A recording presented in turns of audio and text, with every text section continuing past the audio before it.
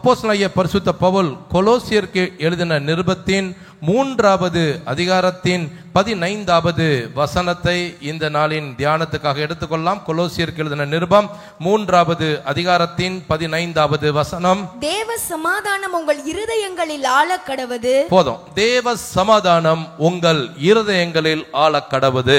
இந்த வார்த்தைகளோடு கூட தேவ ஆவியானவர் இந்த காலவேளை நம்மோடு கூட பேச போகிறார். எத்தனை பேர் அவளோடு கூட காத்திருக்கிறீங்க? கரங்களை உயர்த்துற அல்ல சொல்லாமா? இன்னும் உற்சாகமா சொல்லாமா? இன்னும் உற்சாகமா சொல்லாமா? கர்த்தருடைய வார்த்தை அப்போஸ்தலனாகிய பரிசுத்த பவுல் மூலமாக நமக்கு புறப்பட்டு வருகிறது. தேவ சமாதானம் தேவனுடைய ஜனங்களின் இருதயங்களில் ஆளக்கடவது. கர்த்தர் தரப்போற வார்த்தைக்காக எல்லாம் நல்ல பலமா கரங்களை தட்டி உற்சாகத்தோடு தேவனை மகிமைப்படுத்தலாமா? இன்னும் உற்சாகமாக பின்னால் இருக்கவங்க கூட நல்ல பலமா கரங்களை தட்டி ஹல்லேலூயா ஹல்லேலூயா ஹல்லேலூயா ஹல்லேலூயா ஹல்லேலூயா.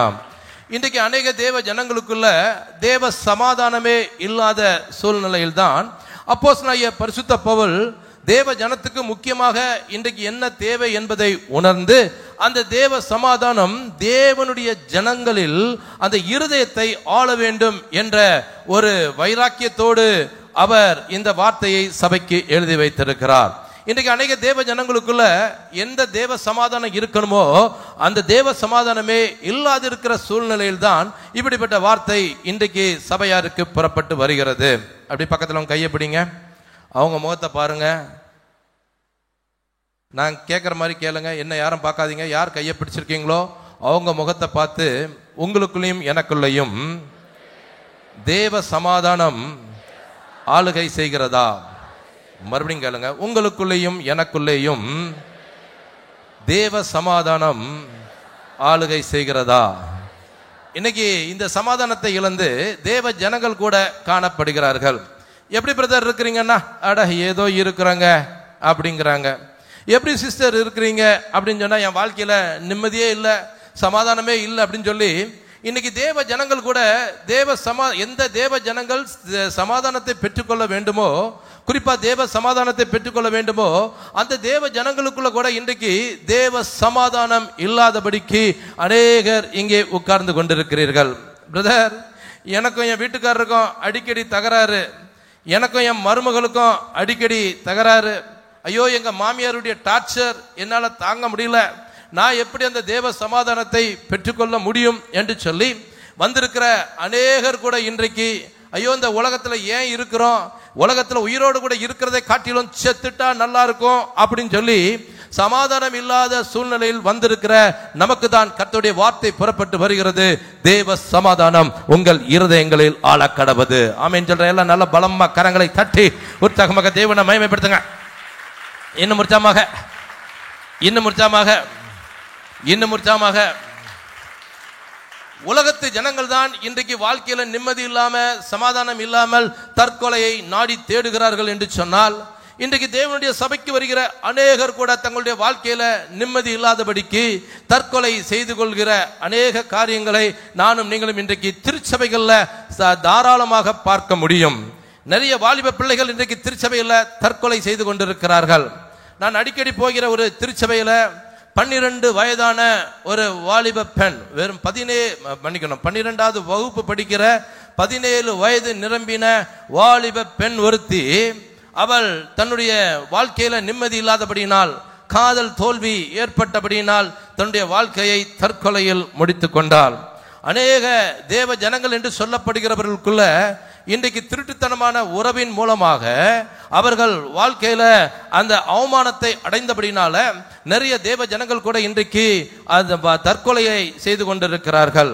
கடன் பிரச்சனையினால் தற்கொலை செய்கிற நிறைய தேவ ஜனங்களும் இன்றைக்கு உண்டு. குடும்ப பிரச்சனையினால இன்னைக்கு தற்கொலை செய்து கொள்கின்ற நிறைய தேவ ஜனங்களும் உண்டு. அப்படிப்பட்ட சூழ்நிலையில் தான் கர்த்தருடைய வார்த்தை நமக்கு புறப்பட்டு வருகிறது.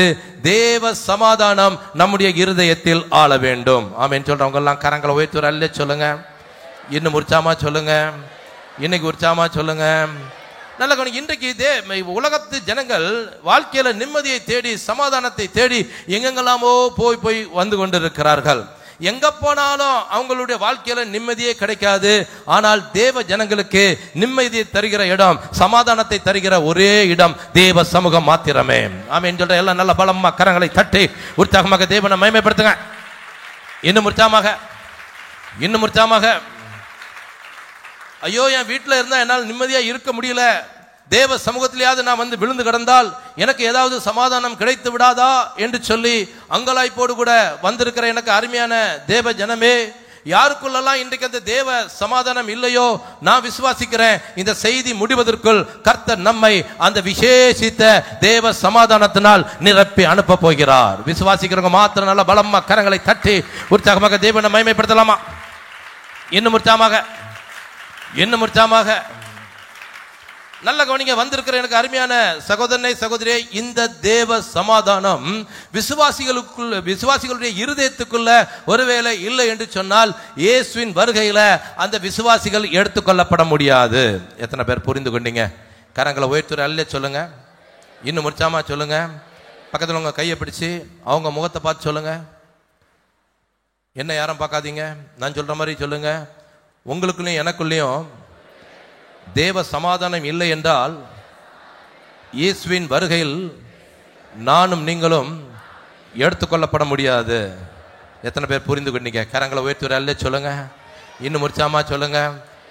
வாசிங்க 2 பேதுருடைய நிருபம் 3வது அதிகாரத்தின் 14வது வசனத்தை வாசிக்கலாம். 2 பேதுரு 3வது அதிகாரத்தின் 14வது வசனம். ஆகையால் பிரியமானவர்களே, இவைகள் வர காத்திருக்கிற நீங்கள் கரையற்றவர்களும் பிழை இல்லாதவர்களுமாய் சமாதானத்தோடே அவர் சந்நிதியில் காணப்படும்படி ஜாக்கிரதையாய் இருங்கள். வந்திருக்கிற எனக்கு அருமையான சகோதரனே சகோதரியே, இயேசு வரும்போது அவருடைய சந்நிதியில் அவரோடு கூட எடுத்துக்கொள்ளப்பட்டு நானும் நீங்களும் காணப்பட வேண்டும் என்று சொன்னால் அந்த மெய்யான தேவ சமாதானம் நம்முடைய இருதயத்தை ஆட்கொண்டிருக்க வேண்டும். எத்தனை பேர் புரிந்து கொண்டீங்க? கரங்களை உயர்த்துற அல்ல சொல்லுங்க. எழுதி வச்சுக்கிறங்க. ஒரு சமாதானம் நம்முடைய வாழ்க்கையில இல்லை என்று சொன்னால், குறிப்பா தேவ சமாதானம் நம்முடைய இருதயத்தை ஆளவில்லை என்று சொன்னால், இயேசு வரும்போது அவரோடு கூட நானும் நீங்களும் எடுத்துக்கொள்ளப்பட முடியாது. நல்ல கவனிங்க. இந்த பூமிக்கு அழிவுகள் வைக்கப்பட்டிருக்கிறது. வானம் ஒரு நாள் அழிய போகிறது, பூமியும் ஒரு நாள் அழிய போகிறது. அப்போ அதற்கு முன்பதாக தேவ ஜனங்களுக்குள்ள தேவ சமாதானம் இல்லை என்று சொன்னால் ஒருபோதும் அவர்கள் தேவ சந்நிதியில் காணப்பட முடியாது.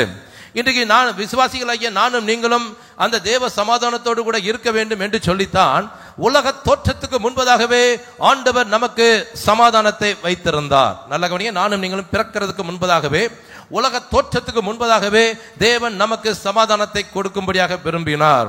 ஏசாயா தீர்க்கதரிசன புஸ்தகத்தின் 54வது அதிகாரத்தில் அங்கே இடம்பெற்ற வசனம், மலைகள் விலகினாலும் பர்வதங்கள் நிலைபெயர்ந்தாலும் என் கிருபை உன்னை விட்டு விலகாமலும் சமாதானத்தின் உடன்படிக்கை நிலைபெறாமலும் இருக்கும் என்று உன்மேல் மனதுருகிற கர்த்தர் சொல்லுகிறார். நல்ல கவனிங்க. அப்போ நம்ம பிறக்கிறதுக்கு முன்பதாகவே, நானும் நீங்களும் அந்த உலக தோற்றத்துக்கு முன்பதாகவே தேவன் நமக்கு சமாதானத்தை தரும்படியாகத்தான் விரும்பினார். அந்த தேவ சமாதானம் நம்முடைய இருதயங்களில் ஆள வேண்டும். ஆமென் சொல்றவங்க கரங்களை உயர்த்தி அல்ல சொல்லுங்க. இன்னும் உற்சாகமா சொல்லுங்க. இயேசு பிறப்பதற்கு முன்பதாக 500 வருடங்களுக்கு முன்பதாக வாழ்ந்த ஏசாயா தீர்க்கதரிசியும் இயேசுவின் பிறப்பில் கூட, இயேசு பிறப்பதற்கு முன்பதாகவே இயேசு பூமியில சமாதானத்தை கொடுப்பதற்கு வரப்போகிறார் என்று சொல்லி முன்னறிந்துதான் அவர் ஏசாயா தீர்க்கதரிசன புஸ்தகம் 9வது அதிகாரத்தின் 6வது வசனத்துல நமக்கு ஒரு பாலகன் பிறந்தார், நமக்கு ஒரு குமாரன் கொடுக்கப்பட்டார், கர்த்தத்துவம். ஒரு நிமிஷம் நான் பேசும்போது நீங்க வாசிக்க கூடாது. கர்த்தத்துவம் அவர் தோளில் இருக்கும், அவர் நாமம் அதிசயமானவர், ஆலோசனை கர்த்தர், வல்லமை உள்ள தேவன், நித்திய பிதா, சமாதான பிரபு எனப்படும். அப்ப நல்ல கவனிங்க. இயேசு பிறக்கிறதுக்கு முன்பதாகவே அவர் பூமிக்கு சமாதானத்தை கொடுப்பதற்கு தான் பிறக்க போகிறார் என்று சொல்லி 500 வருடங்கள், இயேசு பிறக்கிறதுக்கு முன்பதாக 500 வருடங்களுக்கு முன்பதாக வாழ்ந்த ஏசாயா தீர்க்கதரிசி அவரை குறித்து தீர்க்க தரிசனம் உரைத்தார். இயேசுவின் பிறப்பில் நமக்கு ஒரு சமாதானம் இருந்தது. இயேசு பிறந்த அன்று பரலோகத்தில் இருக்கிற தேவ தூதர்கள் தோன்றி உன்னதத்தில் இருக்கிற தேவனுக்கு மகிமையும் பூமியிலே சமாதானமும் மனுஷர் மேல் பிரியமும் உண்டாவதாக என்று சொல்லி அங்கே வாழ்த்துதல் அவர்கள் சொன்னார்கள். ஆகவே நல்ல கவனிங்க. உலக தோற்றத்துக்கு முன்பதாகவே தேவ ஜனங்களுக்கு ஆண்டவர் சமாதானத்தை தரும்படியாக விரும்பினார். இயேசு பிறக்க போறதுக்கு முன்பதாகவே இயேசு சமாதானத்தை கொடுக்கிறவர் என்று சொல்லி ஏசாயா தீர்க்கதரிசி அங்கே எழுதி வைத்திருந்தார். இயேசு பிறந்த அன்றும் அவருடைய பிறப்பில் ஒரு சமாதானம் இருந்தது. இயேசு பூமியில் இருந்த நாட்களில் அவருடைய வாழ்க்கையில ஒரு சமாதானத்தை கொடுக்கும்படியாகத்தான் அவர் இருந்தார். இயேசு ஊழியம் செய்த நாட்களிலும் அவர் சொன்ன ஒரு வசனம், இழந்து போனதை தேடவும் ரட்சிக்கவுமே மனுஷகுமாரன் வந்திருக்கிறார் என்று சொல்லி தேவ ஜனங்கள் சமாதானத்தை இழந்து விட்டார்கள். ஆகவே அந்த இழந்துவிட்ட தேவ சமாதானத்தை மறுபடியும் கொடுப்பதற்காகத்தான் இயேசு பூமியில வந்தேன் என்று சொல்லி தன்னை குறித்தே சாட்சி கொடுத்தார். அது மாத்திரமல்ல, இயேசு இந்த உலகத்தை விட்டு எடுத்துக்கொள்ள போவதற்கு முன்பதாக அவர் சமாதானத்தை வைத்து போனாராம். வாசிங்க, யோவான் எழுதின சுவிசேஷம் 14வது அதிகாரத்தின் 27வது வசனத்தை வாசிக்கலாம். யோவான் எழுதின சுவிசேஷம் 14வது அதிகாரத்தின் 27வது வசனம். சமாதானத்தை உங்களுக்கு வைத்து போகிறேன், சமாதானத்தை உங்களுக்கு வைத்து போகிறேன், என்னுடைய சமாதானத்தையே உங்களுக்கு என்னுடைய சமாதானத்தையே உங்களுக்கு கொடுக்கிறேன். உலகம் கொடுக்கிற பிரகாரம் நான் உங்களுக்கு கொடுக்கிற உலகம் கொடுக்கிற பிரகாரம் நான் உங்களுக்கு கொடுக்கிறது இல்லை. உங்கள் இருதயம் கலங்காமலும் பயப்படாமலும் இருப்பதாக. வந்திருக்கிற எனக்கு அருமையான சகோதரனே, சகோதரியே, இயேசு கிறிஸ்து உலகத்தை விட்டு எடுத்துக்கொள்ளப்படுவதற்கு முன்பதாகவும் ஜனங்களுக்கு எதை வைத்து போனாராம்? ஒரு மெய்யான சமாதானத்தை வைத்து விட்டு போனார். ஆண்டவர் சொல்றாரு, சமாதானத்தை உங்களுக்கு வைத்து போகிறேன், என்னுடைய சமாதானத்தையே உங்களுக்கு கொடுக்கிறேன் அப்படின்னு சொல்லிட்டு என்ன சொல்றாரு? உலகம் கொடுக்கிற விதமாய் நான் உங்களுக்கு கொடுக்கிறதில்லை. My dear brothers and sister, இந்த காலவெல்ல கர்த்தருடைய வார்த்தையை கேட்டுக்கொண்டிருக்கிற எனக்கு அருமையான சகோதரனே, சகோதரியே, இன்றைக்கு விசுவாசிகள் கூட உலகம் கொடுக்கிற அந்த நிரந்தரம் இல்லாத சமாதானத்தை தேடி தேடி தேடி சென்றுதான் தங்களுடைய வாழ்க்கையில கடைசி வரைக்கும் அந்த மெய்யான சமாதானத்தை பெற்றுக்கொள்ள முடியாமல் அவர்கள் வாழ்ந்து தவித்துக் கொண்டிருக்கிறார்கள். நல்ல கவனிங்க, வந்திருக்கிற எனக்கு அருமையான சகோதரனே, சகோதரியே, உலகம் சமாதானத்தை கொடுக்கும், ஆனால் அவைகள் எல்லாம் நிரந்தரம் இல்லாத சமாதானம். ஆனால் ஒரு விசுவாசிக்கு கர்த்தர் ஒரு சமாதானத்தை கொடுப்பார் என்று சொன்னால் அது ஒரு மெய்யான சமாதானம், ஒரு நிரந்தரமான சமாதானம். ஆமென் சொல்ற எல்லாம் நல்ல பலமா கரங்களை தட்டி உற்சாகமாக தேவனை மகிமைப்படுத்தலாமா? இன்னும் உற்சாகமாக, இன்னும் உற்சாகமாக, இன்னும் உற்சாகமாக. விசுவாச சகோதரனே, சகோதரியே, உலகம் கொடுக்கிற சமாதானத்தை தேடி தேடி ஓடி ஏமாந்து விடாதிருங்கள். எனக்கு அருமையான வாலிப தம்பி, உங்க கேர்ள் ஃப்ரெண்ட் உங்களுக்கு வாழ்க்கையில நிரந்தரமான சமாதானத்தை கொடுக்க முடியாது. எனக்கு அருமையான வாலிப தங்கச்சி, உங்க பாய் ஃப்ரெண்ட் உங்களுக்கு வாழ்க்கையில நிரந்தரமான சமாதானத்தை கொடுக்க முடியாது. ஆண்டவர் மாத்திரம்தான் ஒரு விசுவாசிக்கு நிரந்தரமான சமாதானத்தை கொடுக்க முடியும். ஹல்லேலூயா, ஹல்லேலூயா. அந்த சமாதானம் இன்னைக்கு உங்க இருதயங்கள்ல இருக்குதா? இன்னைக்கு விசுவாசிகள் எதையோ பறிகொடுத்த மாதிரி உட்கார்ந்து இருக்கோம். எல்லாம் கரெக்டா தான் நடந்துட்டு இருக்கோம், வீட்டுல எந்த பிரச்சனையும் இருக்காது. ஆனாலும் ஏதோ ஒரு நிம்மதி குறைவு இன்றைக்கு விசுவாசிகளை ஆட்டி படைத்துக் கொண்டிருக்கிறது. இதுக்கு காரணம் என்ன அப்படின்னு சொல்லி தான் இந்த செய்தியில நானும் நீங்களும் பார்க்க போகிறோம். அந்த இழந்து போன அந்த மெய்யான தேவ சமாதானத்தை இன்றைக்கு விசுவாசிகள் எப்படி மறுபடியும் பெற்றுக்கொள்ள வேண்டும் என்பதை தான் பார்க்க போகிறோம். இன்றைக்கு உலகத்துல புகழ்பெற்ற அநேகர் கூட தங்களுடைய வாழ்க்கையில நிம்மதி இல்லாமல் மரித்துக் கொண்டு தற்கொலை செய்து மரித்துக் கொண்டிருக்கிற இந்த சூழ்நிலையில் தான் கர்த்தருடைய வார்த்தை நமக்கு புறப்பட்டு வருகிறது. தேவ சமாதானம் உங்கள் இருதயங்களை ஆள கடவது. ஹல்லேலூயா, ஹல்லேலூயா. வந்திருக்கிற எனக்கு அருமையான சகோதரனே, சகோதரியே, இன்றைக்கு உங்க இருதயத்தை உலக சமாதானம் ஆண்டு கொண்டிருக்கிறதா, இல்லை என்று சொன்னால் தேவ சமாதானம் ஆண்டு கொண்டிருக்கிறதா? உலகத்தில் உள்ள சமாதானம் எல்லாம் போலியானது, நிரந்தரம் இல்லாதது. அது ஒரு நிம்மதியற்ற வாழ்க்கையை தான் கடைசியில் கொடுக்கும். இன்றைக்கு நண்பர்களோடு கூட சேர்ந்து எங்கேயாவது ஊரை சுத்திட்டு வந்தா பெரிய சமாதானம் கிடைச்சிடும் அப்படின்னு சொல்லி நண்பர்களோடு கூட சேர்ந்து ஜாலியா எங்கேயாவது போனா கூட அவங்களுக்கு சமாதானம் கடைசி வரைக்கும் இருக்காது. காரணம், உலகம் கொடுக்கிற சமாதானம் ஒரு டெம்பரரியான ஒரு சமாதானம் தான். ஆனா நல்ல கவனிங்க, இன்றைக்கு இந்த சமாதானம் ஆண்டவர் சொல்றாரு, உலகம் கொடுக்கிற மாதிரி நான் உங்களுக்கு சமாதானத்தை கொடுக்க மாட்டேன், நான் கொடுத்தா ஒரு மெய்யாகவே தேவ சமாதானத்தை உங்களுக்கு தருவேன். ஹல்லேலூயா, ஹல்லேலூயா. புகழ்பெற்ற நடிகைகளை எடுத்து பாருங்கள். ஹாலிவுட் நடிகைகள் மர்லின் மன்றோ முதற்கொண்டு நிறைய நடிகைகள் தங்களுடைய வாழ்க்கையில எவ்வளவோ உலக புகழ் பெற்றவர்களாக இருந்தாலும், நம்பர் 1 நடிகையாக வலம் வந்து கொண்டிருந்தாலும் அவர்களும் வாழ்க்கையில நிம்மதி இல்லாதபடிக்கு தற்கொலை செய்து கொண்டார்கள். உலக புகழ் பெற்ற மைக்கேல் ஜாக்சன் என்று சொல்லுகின்ற ஒரு பாடலுடன் நடனம் ஆடுகின்ற ஒரு மனிதனை குறித்து நீங்கள் கேள்விப்பட்டிருப்பீர்கள். 40 வருஷத்துக்கு முன்பதாக அவரை குறித்து பேசின சின்ன பிள்ளைகள் கூட அந்த மைக்கேல் ஜாக்சன் மாதிரி எழுந்து டான்ஸ் ஆட ஆரம்பித்து விடுவார்கள். அப்படி உலக புகழ் பெற்ற அந்த மைக்கேல் ஜாக்சன் கூட தன்னுடைய வாழ்க்கையில நிம்மதி இல்லாதபடிக்கு அவன் தன்னுடைய வாழ்க்கையை அவன் தற்கொலை செய்து முடித்து கொண்டான். பெரிய பெரிய கோடீஸ்வரர்கள் கூட இன்றைக்கு வாழ்க்கையில நிம்மதி இல்லாமல் தற்கொலை செய்து கொண்டிருக்கிற சூழ்நிலையில் தான் கர்த்தருடைய வார்த்தை நமக்கு புறப்பட்டு வருகிறது. தேவ சமாதானம் உங்கள் இருதயங்களை ஆள கடவது. ஹல்லேலூயா, ஹல்லேலூயா, ஹல்லேலூயா. உலகத்தின் சமாதானத்தை தேடி போனா கடைசியில முடிவு தற்கொலை தாங்க. ஆனால் ஆண்டவர் மாத்திரம்தான் நமக்கு மெய்யான சமாதானத்தை தர முடியும். ஹல்லேலூயா, ஹல்லேலூயா. அது மாத்திரமல்ல, இயேசுவின் மரணத்தில் கூட ஒரு சமாதானம் இருந்தது. ஏசாயா தீர்க்கதரிசன புஸ்தகம் 53வது அதிகாரத்தின் 5வது வசனம் இவ்வாறாக சொல்கிறது: நம்முடைய மீறுதல் நிமித்தம் அவர் காயப்பட்டு நம்முடைய அக்கிரமங்களின் நிமித்தம் அவர் நொறுக்கப்பட்டார், நமக்கு சமாதானத்தை உண்டாக்கும் ஆக்கினை அவர் மேல் வந்தது. ஆகவே வந்திருக்கிற எனக்கு அருமையான சகோதரனே, சகோதரியே, இன்றைக்கு நானும் நீங்களும் சமாதானத்தோடு கூட இருக்க வேண்டும், நிம்மதியா இருக்க வேண்டும் என்பதற்காகத்தான் ஆண்டவராகிய இயேசு கிறிஸ்து சிலுவையிலே தன்னுடைய விலையேற பெற்ற ரத்தத்தை சிந்தினார். ஆமென் சொல்ற எல்லாம் நல்ல பலமா கரங்களை தட்டி உற்சாகமாக தேவனை மகிமைப்படுத்துங்க. இன்னும் உற்சாகமாக கரங்களை தட்டி. இயேசு உயிர்த்தெழுந்த பிறகு கூட 40 நாள் அளவும் தம்முடைய சீஷர்களுக்கு காட்சி கொடுக்கும் போது அவர்கள் நடுவே வந்து சொன்ன முதல் வார்த்தை, உங்களுக்கு சமாதானம் உண்டாவதாக. ஆகவே இப்படி நானும் நீங்களும் பிறப்பதற்கு முன்பதாகவே, உலக தோற்றத்துக்கு முன்பதாகவே ஆண்டவர் நமக்கு சமாதானத்தை கொடுக்கும்படி விரும்பி இருக்க, இன்றைக்கு அந்த தேவ சமாதானத்தை பெற்றுக்கொள்ள முடியாமல் விசுவாசிகளுக்குள்ள இருக்கிற குறைபாடுகள் என்ன? ஆண்டவர் தரும்படி விரும்புகிறார் அந்த சமாதானத்தை. ஆனால் அன்னைக்கு இது விசுவாசிகளால அதை சுதந்திரிக்க முடியாததுக்கு காரணம் என்ன? இயேசு இருந்தபோது, அவருடைய ஊழியம் செய்யும் போது, அவருடைய நாட்களில் நடந்த ஒரு சம்பவத்தை உங்கள் முன்பதாக வைக்கும்படியாக விரும்புகிறேன்.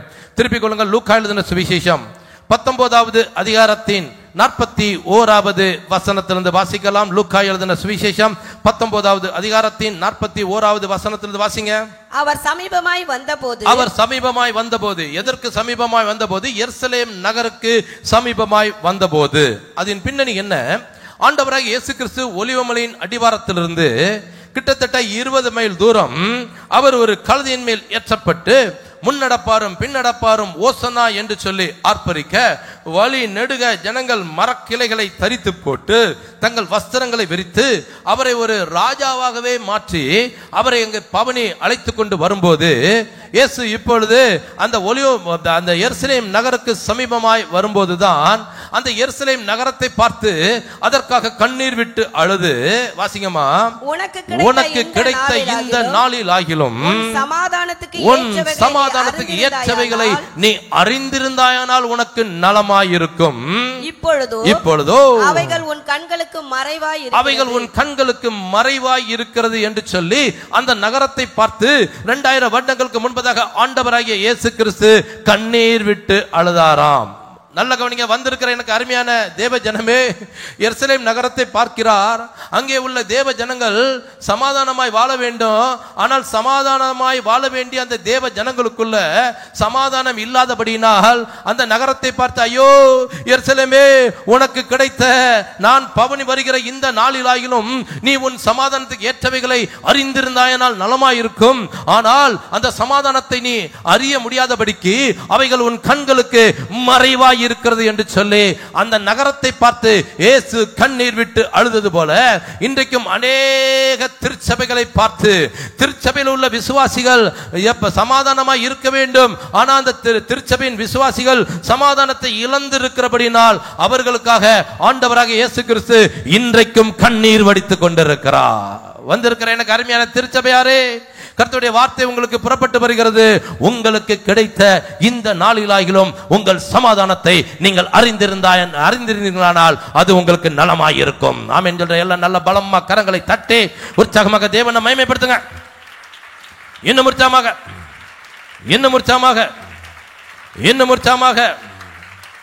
பக்கத்துல கையை பிடிங்க, அவங்க முகத்தை பாருங்க.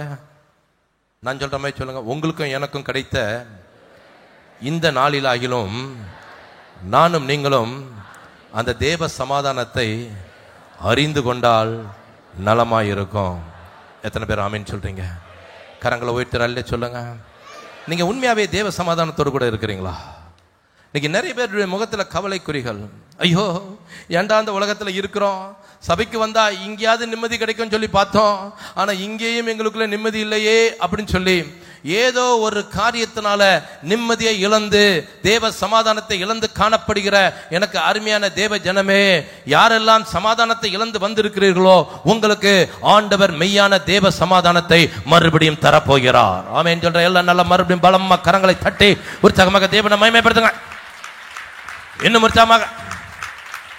உற்சாகமாக. ஏனையா இன்னைக்கு தேவ ஜனங்களுடைய வாழ்க்கையில அந்த மெய்யான தேவ சமாதானம் இல்லாதபடிக்கு அவர்கள் இருக்கிறார்கள். அதற்கு காரணம் என்ன?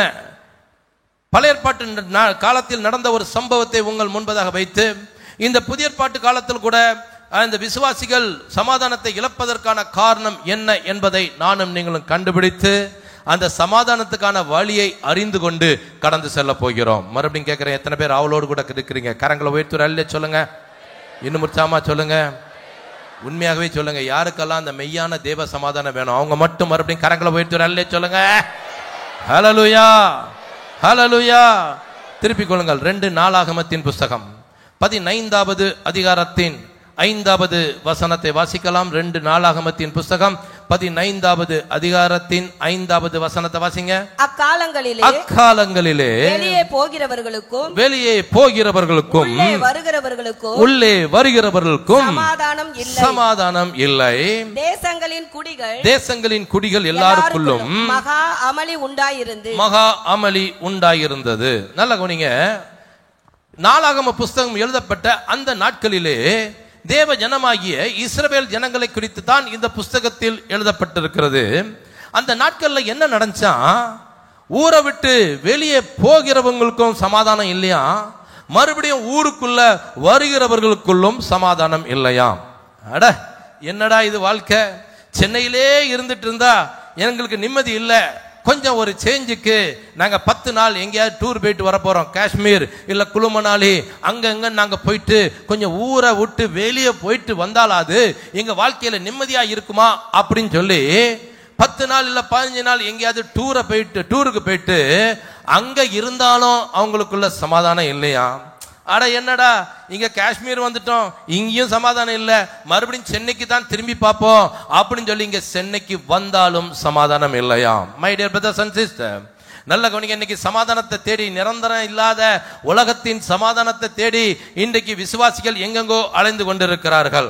ஆனா நல்ல கவனிங்க, ஊருக்கு உள்ள இருந்தாலும் தேவ ஜனங்களுக்குள்ள சமாதானம் இல்லையா, ஊரை விட்டு வெளியே போனாலும் சமாதானம் இல்லையா. ஏன் அந்த சமாதானம் அவங்களுக்குள்ள இல்ல? இப்ப அதே அதிகாரம் 3வது வசனத்தை வாசிங்க. எதனால ஊருக்கு உள்ள இருந்தாலும் சமாதானம் இல்ல, ஊருக்கு வெளியே போனாலும் சமாதானம் இல்லாத இருக்கிறதுக்கு காரணம் என்ன? 3வது வசனத்தை வாசிங்க. இஸ்ரவேலிலே அநேக நாளாய் மெய்யான தேவனும் இல்லை, உபதேசிக்கிற ஆசாரியனும் இல்லை, வேதமும் இல்லை. அதனால தான் 5வது வசனம் சொல்லுகிறது, அக்காலங்களிலே வெளியே போகிறவர்களுக்கும் உள்ளே வருகிறவர்களுக்கும் சமாதானம் இல்லை. தேவ ஜனம் தானா? தேவ ஜனம், கர்த்தரால் மீட்கப்பட்ட ஜனம், எய்ப்து என்கின்ற பாவம் என்கின்ற அடிமைத்தனத்திலிருந்து பிதாக்களுக்கு ஆணையிட்டு கொடுத்த பாலும் தேனும் ஓடுகின்ற கானான் தேசத்துக்கு உங்களை கூட்டிக் கொண்டு வருவேன் என்று சொல்லி கர்த்தர் ஆணையிட்டபடியே தம்முடைய ஜனங்களை கானான் தேசத்துல கொண்டு போய் வைத்திருந்தாலும் அங்க இருக்கிற ஊருக்கு உள்ள இருக்கிற ஜனங்களுக்குள்ளேயும் சமாதானம் இல்லையா, ஊரை விட்டு வெளியே போறவங்களுக்குள்ளேயும் சமாதானம் இல்லையா. காரணம் ஏன் அந்த சமாதானம் இல்ல? அந்த இஸ்ரவேல் ஜனங்களுக்குள்ள, தேவ ஜனங்களுக்குள்ள அநேக நாளாக மெய்யான தேவன் இல்லை, உபதேசிக்கிறதுக்கு சரியான ஆசாரியன் இல்லை, கர்த்தருடைய வேதம் இல்லை, அதனால சமாதானம் இல்லை. புரிந்து கொண்ட கரங்களை உயர்த்துற சொல்லுங்க. இன்னும் உற்சாகமா சொல்லுங்க. இன்னும் உற்சாகமா சொல்லுங்க. ஏயா தேவ ஜனங்களுக்குள்ள சமாதானம் இல்ல? அங்கே 3 காரியங்கள் இல்ல, அதனால சமாதானம் இல்லை. நம்பர் 1, மெய்யான தேவன் இல்லை. 2வதாக உபதேசிக்கிறதுக்கு சரியான ஊழியக்காரன் இல்லை. 3வதாக கர்த்தருடைய வேதம் இல்லை, அதனால அந்த ஜனங்களுக்கு சமாதானம் இல்லை. வந்திருக்கிற எனக்கு அருமையான சகோதரனே சகோதரியே, எந்த ஒரு விசுவாசிகளுக்குள்ள தேவ ஜனங்களுக்குள்ள இந்த மூன்றும் இல்லையோ அவங்களுக்குள்ள வாழ்க்கையில மெய்யான தேவ சமாதானம் இருக்காது. ஆமென் சொல்ற எல்லாம் நல்ல பலமா கரங்களை தட்டி உற்சாகமாக தேவனை மகிமைப்படுத்துங்க. நல்ல மகிமைப்படுத்துங்க. இன்னும் உற்சாகமாக. சிலர் கையை கெட்டிட்டுலாம் உட்கார்ந்து இருக்கிறீங்க. நல்ல பலமா கரங்களை தட்டி ஆண்டவரை மகிமைப்படுத்துங்க. பக்கத்தில் உங்க கையை பிடிங்க. அவங்க முகத்தை பாருங்க. நான் சொல்ற மாதிரி சொல்லுங்க. உங்களுக்குள்ளேயும் எனக்குள்ளேயும் மெய்யான தேவன் இல்லைன்னா, உபதேசிக்கிறதுக்கு சரியான ஊழியக்காரர் இல்லைன்னா, கர்த்தருடைய வேதம் இல்லைன்னா தேவ சமாதானம் இருக்காது. எத்தனை பேர் புரிந்து கொண்டீங்க? நல்ல கரங்களை உயர்த்துற அல்லே சொல்லுங்க. இன்னும் உற்சாகமா சொல்லுங்க. நல்ல கவனிங்க. வந்திருக்கிற எனக்கு அருமையான சகோதரனே சகோதரியே, இன்னைக்கு இந்த சபைக்குள்ள மெய்யான தேவன் இருக்கிறாரா? என்ன டவுட் வந்துருச்சா? இருங்க பிரதர், அடுத்த தடவை 5வது வாரம் வரும்போது நாங்க குடும்பமா யோசனை பண்ணிட்டு சொல்றோம் அப்படிங்கிற மாதிரி இருக்குது. இன்னைக்கு இங்க மெய்யான தேவன் இருக்கிறாரா? அல்லேலூயா. கர்த்தர் உங்களுக்கு உபதேசிக்கிறதுக்கு நல்ல ஊழியக்காரரை கொடுத்திருக்கிறாரா? கர்த்தருடைய வேதம் இருக்குதா? என்னங்க இவ்வளவு இருந்தோம் ஏங்க உங்களுக்குள்ள சமாதானம் இல்ல? 3 இருக்குல்ல, உங்களுக்குள்ள 3 பேர் இருக்காங்களா? மெய்யான தேவன் இருக்கிறாரா? உபதேசிக்கிறதுக்கு நல்ல ஊழியக்காரர் இருக்கிறாங்களா? கர்த்தருடைய வேதம் இருக்குதா? இவ்வளோ இருந்தோம் சமாதானம் இல்லைன்னு சொன்னா பிரச்சனை உங்ககிட்ட தான். அல்லேலூயா. இந்த 3 இன்னைக்கு சபைக்குள்ள இருக்குது. ஆனா 3 இருந்தோம் ஏன் ஐயா அந்த தேவ ஜனங்களுக்குள்ள அந்த மெய்யான தேவ சமாதானம் இல்லை? இந்த இழந்து போன தேவ சமாதானத்தை மறுபடியும் பெற்றுக்கொள்வது எப்படி? நல்லா கவனிங்க. இன்னைக்கு மெய்யான தேவன் நமக்குள்ள இருந்தா போதாதுங்க. அந்த மெய்யான தேவனை நானும் நீங்களும் சரியாய் புரிந்து கொண்டு அவரை எப்போ உபயோகப்படுத்தணுமோ அப்போ அவரை உபயோகப்படுத்த வேண்டும். எத்தனை பேர் ஆமேன்னு சொல்றீங்க? அந்த தேவனை சும்மா வச்சுட்டே இருக்க கூடாதுங்க. ஆண்டவருக்கு நம்ம வேலை கொடுக்கணும். என்ன கொடுக்கணும்? ஆண்டவருக்கு என்ன கொடுக்கணும்? வேலை கொடுக்கணும். சரிங்களா? எப்படி வேலை கொடுக்கணும்? எதனால இன்னைக்கு தேவ ஜனங்களுக்குள்ள சமாதானம் இல்லை? அந்த மெய்யான தேவன் மறுபடியும் எப்படி சமாதானத்தை கொடுக்க போகிறார்? திருப்பிக் கொள்ளுங்கள். பிலிப்பியர்கள் எழுதின நிருபம் 4வது அதிகாரத்தின் 6வது 7வது வசனத்தை வாசிக்கலாம். பிலிப்பியர் 4வது அதிகாரத்தின் 6வது 7வது வசனம். நீங்கள் ஒன்றுக்கும் கவலைப்படாமல். நல்ல கவனிங்க. கர்த்தருடைய வார்த்தை சமாதானத்தை இழந்து தவிக்கிற தேவ ஜனங்களுக்காக புறப்பட்டு வருகிறது. நீங்கள் ஒன்றுக்கும் கவலைப்படாமல். ஆமென் சொல்ற விசுவாசிகள் எல்லாம் நல்ல பலமா கரங்களை தட்டி உற்சாகமாக தேவனை மகிமைப்படுத்துங்க. இன்னும் உற்சாகமாக. ஒருவேளை கவலையோடு கூட, பாரத்தோடு கூட, துன்பத்தோடு கூட, துக்கத்தோடு கூட தேவ சமூகத்தில் உட்கார்ந்து இருக்கிற எனக்கு அருமையான சகோதரனே சகோதரியே, கர்த்தருடைய வார்த்தை புறப்பட்டு வருகிறது. நீங்கள் ஒன்றுக்கும் கவலைப்படாமல். ஹல்லேலூயா, ஹல்லேலூயா. கவலையோடு கூட வந்தேன், இப்போ நான் நிம்மதியா இருக்கிறேன்னு சொல்றவங்க எல்லாம் நல்ல கரங்களை உயர்த்துறல்ல சொல்லுங்க. பரவாயில்ல, பாதி பேர் அது இருக்கிறீங்க. தேவ சமூகத்துக்கு வந்த பிறகு கவலையா இருக்க கூடாதுங்க. அன்னால் தேவ சமூகத்துக்கு வர்றதுக்கு முந்தி மனக்லேசம் அடைந்த ஒரு ஸ்திரீயாள் தன்னுடைய அந்த மனதின் பாரங்களை எல்லாம் தேவ சமூகத்துல ஊற்றி ஜெபித்து விட்டு கடந்து சென்ற போது அவளை குறித்து வேதம் சொல்கிறது, இனி ஒருபோதும் அவள் துக்கமுகமாய் இருந்ததில்லை, அவள் போஜனம் செய்து பலப்பட்டாள். கரங்களை உயர்த்துறல்ல சொல்லுங்க. இன்னும் உற்சாகமா சொல்லுங்க. நல்ல கவனிங்க, நல்ல கவனிங்க. வந்திருக்கிற எனக்கு அருமையான சகோதரனை சகோதரி, கர்த்தருடைய வார்த்தை நமக்கு புறப்பட்டு வருகிறது. நம்ம எதுக்காகத்தான் கவலைப்படணுமா? ஒன்றுக்கும் கவலைப்படக்கூடாது. ஆமென் சொல்றவங்க எல்லாம் கரங்களை உயர்த்துறல்ல சொல்லுங்க. ஆனா இன்னைக்கு விசுவாசிகளுக்குள்ள பயங்கர கவலைகள், பிரச்சனைகள். வேதம் சொல்லுது, ஆதலால் எண்ணத்தை உண்போம், எண்ணத்தை குடிப்போம், எண்ணத்தை உடுப்போம் என்று உங்கள் ஜீவனுக்காகவும் உங்கள் சரீரத்திற்காகவும் நீங்கள் கவலைப்படணுமா? கவலைப்படக்கூடாதா? ஆனா அதுக்கு தானே நீங்க கவலைப்பட்டு உட்கார்ந்து இருக்கிறீங்க. ஐயோ பிள்ளைகளுக்கு டேம் ஃபீஸ் கட்டணுமே, என்ன பண்ண போறேன்? ஐயோ என் பிள்ளைகளுக்கு திருமண வயசு வந்துருச்சே, பையன் பார்க்கணுமே, பொண்ணு பார்க்கணுமே, ஐயோ என் பிள்ளைகளுக்கு திருமணத்தை வச்சிருக்கிறேனே, திருமண செலவுக்கு பணம் இல்லையே, என்ன செய்ய போறேன்? கவலை கவலை கவலை, பிரச்சனை பிரச்சனை.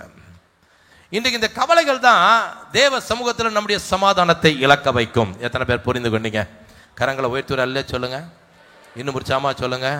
அதனால தான் கர்த்தருடைய வார்த்தை நம்ம எப்படி அந்த மெய்யான தேவன் இருக்கும்போது நம்ம அந்த சமாதானத்தை பெற்றுக்கொள்ள முடியுமா? நீங்கள் ஒன்றுக்கும் கவலைப்படாமல் எல்லாவற்றையும் குறித்து உங்கள் விண்ணப்பங்களை ஸ்தோத்திரத்தோட கூடிய ஜெபத்தினாலும் வேண்டுதலினாலும் தேவனுக்கு தெரியப்படுத்துங்க, மனுஷருக்கு தெரியப்படுத்தாதிருங்கள். ஆமென் சொல்ற எல்லாம் நல்ல பலமா கரங்களை தட்டி உற்சாகமாக தேவனை மகிமைப்படுத்துங்க.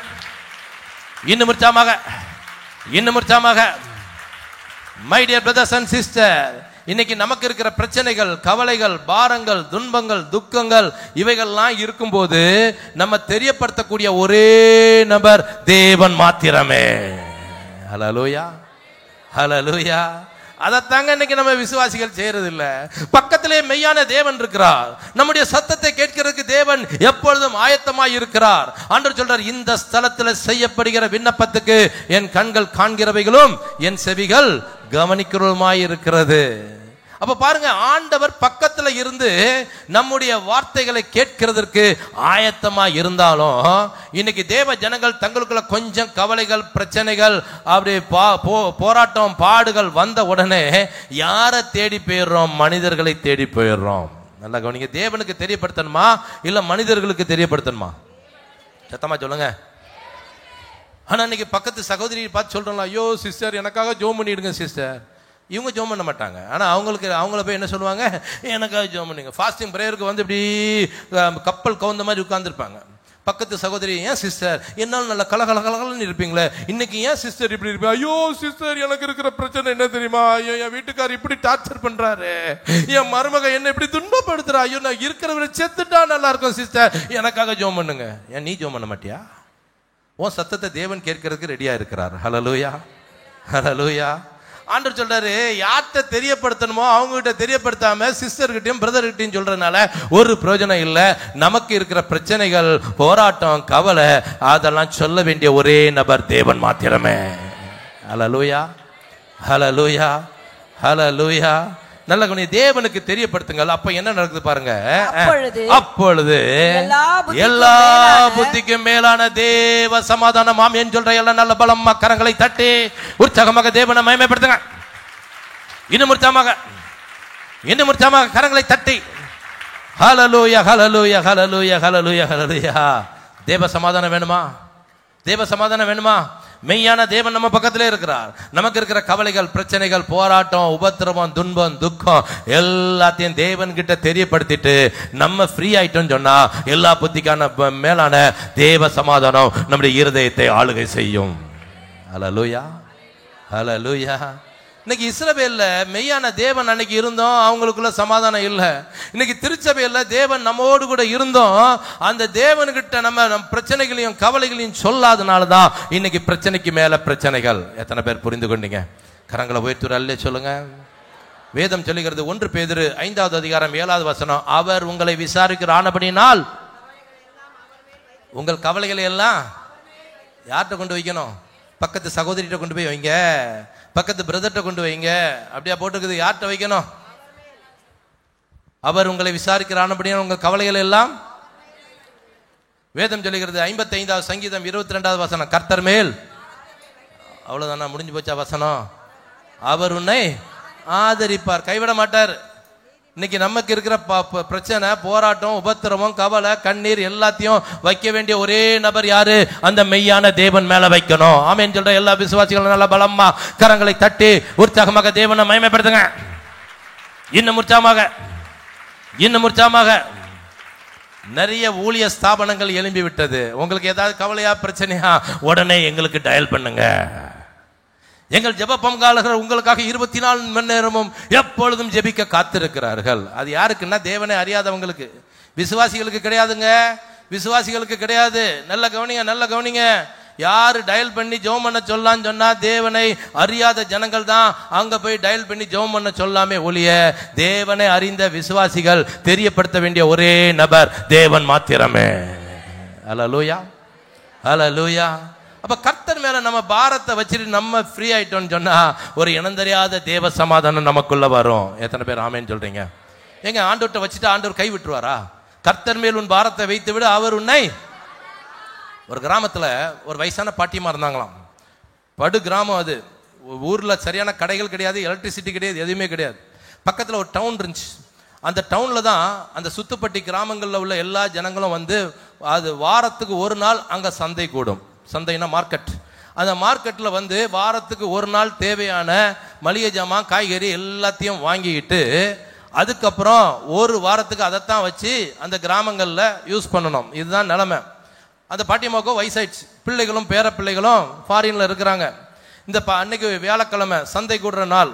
அப்போ காலையில எழும்பினோடனே இந்த பாட்டியம்மாவுக்கு பயங்கரமான சோர்வு. ஐயோ, இன்னைக்கு சந்தைக்கு போகணுமே, வீட்டுக்கு தேவையான காய்கறி மளிகை ஜாமான் எல்லாத்தையும் வாங்கிட்டு மூட்டை முடிச்சா நான் தூக்கிட்டு வரணுமே, 5 மைல் தூரம் அங்கிருந்து நடக்கணும், மறுபடியும் 5 மைல் தூரம் அங்கிருந்து நான் வரணுமே, பஸ் வசதி கூட இல்லையே, நான் என்ன பண்ண போறேன் அப்படின்னு சொல்லி அந்த பாட்டியம்மா அன்னைக்கு கவலையோடு கூட தன்னுடைய பிரயாணத்தை ஆரம்பித்தார்களாம். அப்படி போயிட்டு மார்க்கெட்ல போயிட்டு அடுத்த வாரத்துக்கு தேவையான எல்லா காய்கறி மளிகை ஜாமான் எல்லாத்தையும் வாங்கி தலையில ஒரு பெரிய மூட்டை முடிச்சா வச்சு சுமக்க முடியாம, ஐயோ இதை தூக்கிட்டு நான் எப்படி இன்னும் 5 மைல் தூரம் நடக்க போறேன் அப்படின்னு சொல்லி கவலையோடு கூட மார்க்கெட்டை விட்டு வெளியே வந்தாங்களாம்.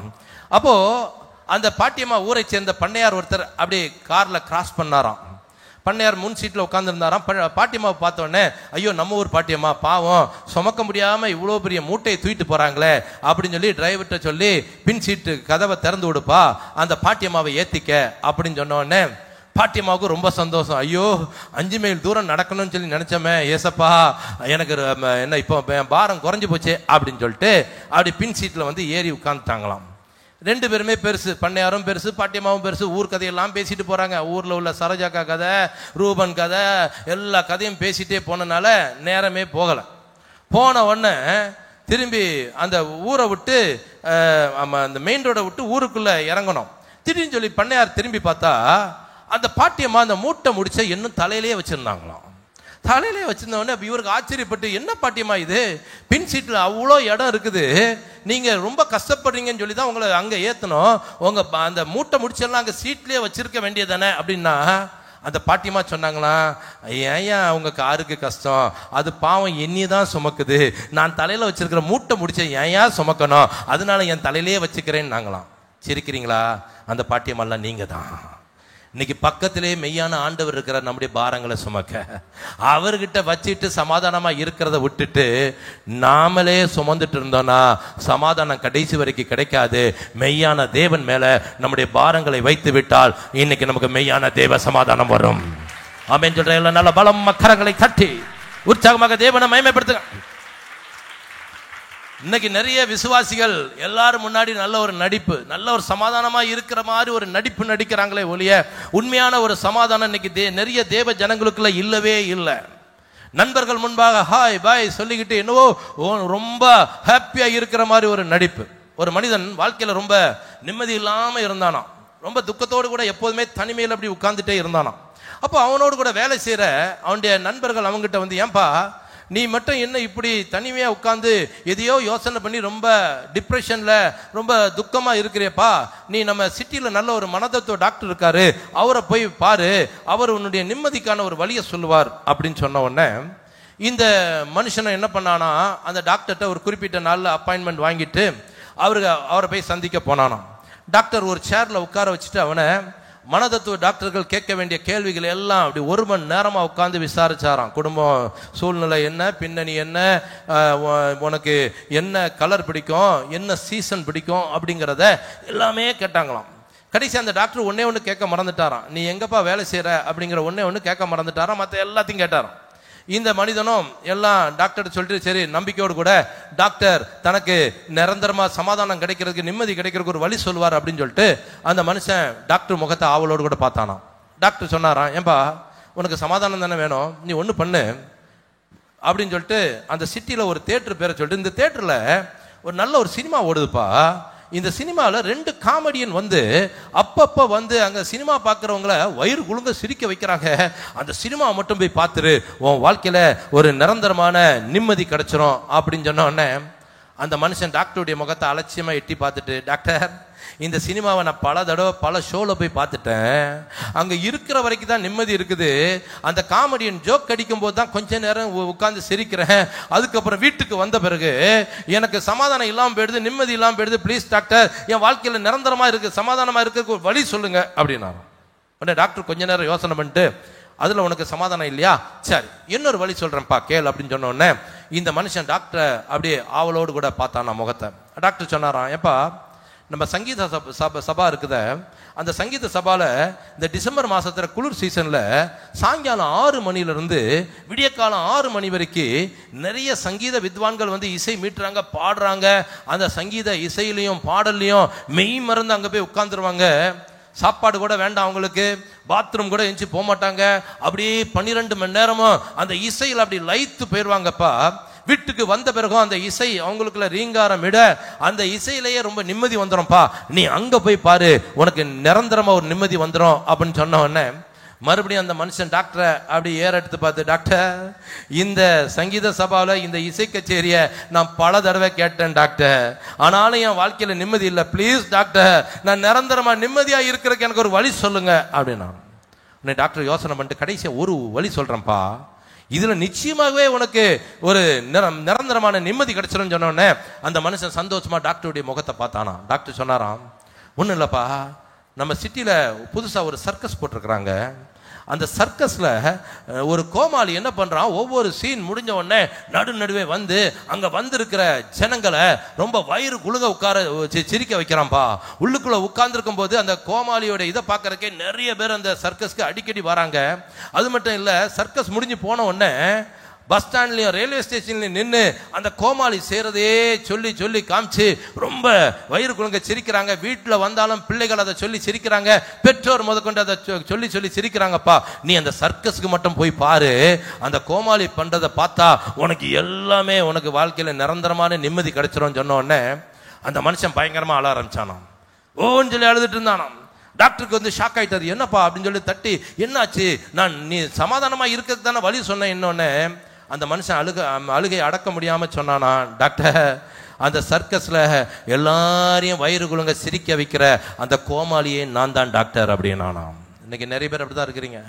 நிறைய பேர் எப்படி இருக்கீங்கன்னா, வெளியில பாக்குறதுக்கு எல்லாரும் முன்னாடியும் ரொம்ப சமாதானமா நிம்மதியா இருக்கிற மாதிரி ஒரு நடிப்பு, ஆனா உள்ளுக்குள்ள ஒரு மெய்யாத சமாதானம் இல்லாம தேவ சமாதானத்தை இழந்து காணப்படுகிற எனக்கு அருமையான சகோதரனே சகோதரியே, அந்த மெய்யான சமாதானத்தை தரும்படியாக கர்த்தர் இன்றைக்கு இறங்கி இருக்கிறார். அந்த தேவ சமாதானம் உங்கள் இருதயங்களை ஆள கடவுது. ஹல்லேலூயா, ஹல்லேலூயா, ஹல்லேலூயா. அந்த சர்க்கஸ் கோமாளி மாதிரி இருக்காதீங்க, வெளியில நடிச்சு உள்ளுக்குள்ள வச்சிட்டு இருக்காதீங்க. உள்ளுக்குள்ளேயும் நம்ம இருதயத்துக்குள்ளேயும் இன்னைக்கு தேவ சமாதானம் ஆளுகை செய்ய வேண்டும். ஹல்லேலூயா, ஹல்லேலூயா. அப்ப முதல்ல ஒரு மெய்யான தேவனை வச்சுக்கிட்டு அவரை நம்ம சரியா உபயோகப்படுத்தல அப்படின்னு சொன்னா வாழ்க்கையில கடைசி வரைக்கும் நிம்மதி இருக்காது. அடுத்ததாக வேதம் என்ன சொல்லுகிறது பாருங்க, உபதேசிக்கிறதுக்கு ஆசாரியன் இல்லை அப்படின்னு சொன்னா அந்த தேவ ஜனங்களுக்குள்ள சமாதானம் வராது. கர்த்தர் உங்களுக்கு நல்ல ஊழியக்காரரை தந்திருக்கிறார். கரங்களை உயர்த்தி வர இல்லையா சொல்லுங்க, இன்னும் உற்சாகமா சொல்லுங்க. அப்படி இருந்தோம் இன்னைக்கு சபைக்குள்ள இருக்கிற அநேகருக்கு ஏன் சமாதான குறைவு? மெய்யான நல்ல உபதேசிக்கிறதுக்கு நல்ல ஊழியக்காரரை கர்த்தர் உங்களுக்கு சபையில தந்திருந்தாலும் இன்னைக்கு தேவ ஜனங்களுக்குள்ள ஏன் சமாதானம் இல்லை? ஊழியக்கார சொல்லுகிற வார்த்தைகளை கேட்டு அதன்படி செய்ய ஒப்பு கொடுத்தால் ஒரு மெய்யான சமாதானம் நம்மை வந்தடையும். ஆமென் சொல்ற எல்லாம் நல்ல பலமா கரங்களை தட்டி உற்சாகமாக தேவனை மகிமைப்படுத்துங்க. இன்னும் உற்சாகமாக, இன்னும் உற்சாகமாக வந்திருக்கிற எனக்கு அருமையான சகோதரனே சகோதரி, நிறைய சபைகளுக்குள்ள இன்னைக்கு ஊழியக்காரர்கள் இருந்தாலும் விசுவாசிகளை அப்படியே சோப்பு போட்டு தடவி கொடுக்கிற ஊழியக்காரங்க தான் நிறைய பேர் இருக்கிறாங்க. அதனால கடைசி வரைக்கும் சபைக்குள்ள சமாதானம் இல்லாமல் போய்விடுகிறது. ஒரே கிருபையின் பிரசங்கம், ஒரே ஆசீர்வாதமான பிரசங்கம், ஒரே செழிப்பா இருக்கக்கூடிய பிரசங்கம். கர்த்தர் உன்னை அப்படி ஆசீர்வதிக்க போறார். திருவற்றியூர்ல நீ பங்களா வாங்குவ, கார் வாங்குவ, இடங்கொள்ளாமல் போக மட்டும் உன்னை கர்த்தர் ஆசீர்வதிப்பார். நீ வலப்பக்கத்திலையும் இடப்பக்கத்திலையும் இடங்கொண்டு பெருகுவாய் சொன்ன உடனே ஐயா அவர்கள் எனக்கே பேசின மாதிரி இருந்துச்சு அப்படின்னு சொல்லி திருப்தியா கடந்து போகிற சபையார் இன்னைக்கு நிறைய பேர் உண்டு. நல்லா கவனிங்க, ஒரு உண்மையான ஊழியக்காரர்கள் ஜனங்கள் பாவம் பண்ணும்போது அந்த பாவத்தை குறித்து எச்சரித்தால் தான் ஜனங்களுக்குள்ள சமாதானம் வரும். ஆமென் சொல்ற எல்லாம் நல்ல பலமா கரங்களை தட்டி உற்சாகமாக தேவனை மகிமைப்படுத்துங்க. இன்னும் உற்சாகமாக, இன்னும் உற்சாகமாக. ஆனா இன்னைக்கு நிறைய சபைகள்ல அப்படி உபதேசம் இல்லைங்க இல்லைங்க இல்லைங்க.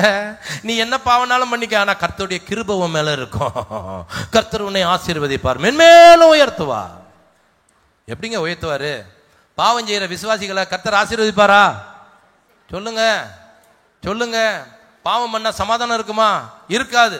வாசிங்க ஏசாயா தீர்க்கதரிசன புஸ்தகம் 48வது அதிகாரத்தின் கடைசி வசனம் 22வது வசனத்தை வாசிங்க. ஏசாயா 48:22. துன்மார்க்கனுக்கு சமாதானம் இல்லை என்று கர்த்தர் சொல்லுகிறார். யாருக்குங்க சமாதானம் இங்க இருக்காதான்?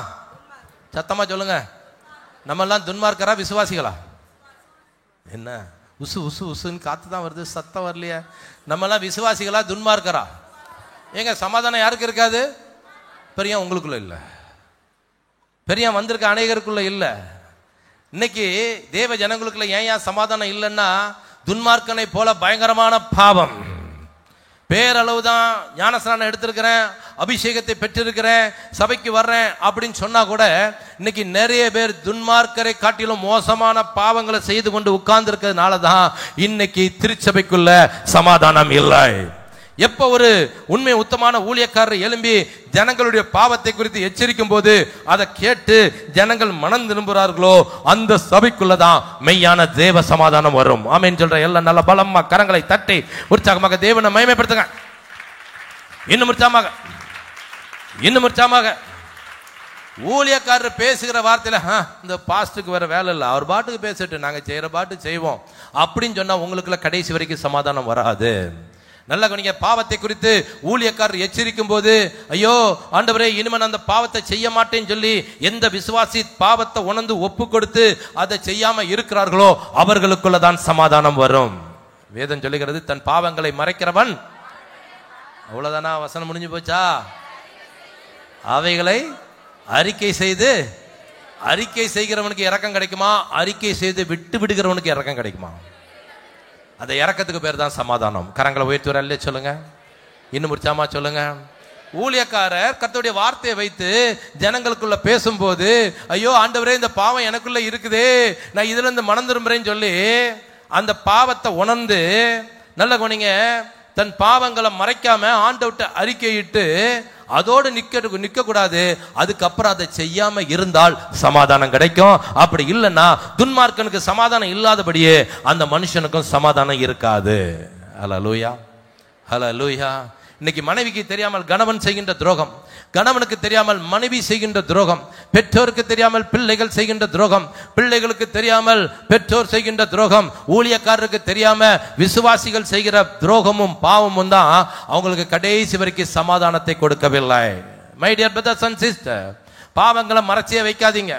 மறைச்சி வச்சுட்டு ஐயோ நான் செய்யற பாவத்தை யாராவது கண்டுபிடிச்சிருவாங்களோன்னு சொல்லி ஒளிந்து தப்பு செய்து கொண்டிருக்கிற, பாவம் செய்து கொண்டிருக்கிற எனக்கு அருமையான விசுவாச சகோதரனே, கடைசி வரைக்கும் நீங்க வாழ்க்கையில சமாதானமா இருக்க முடியாது.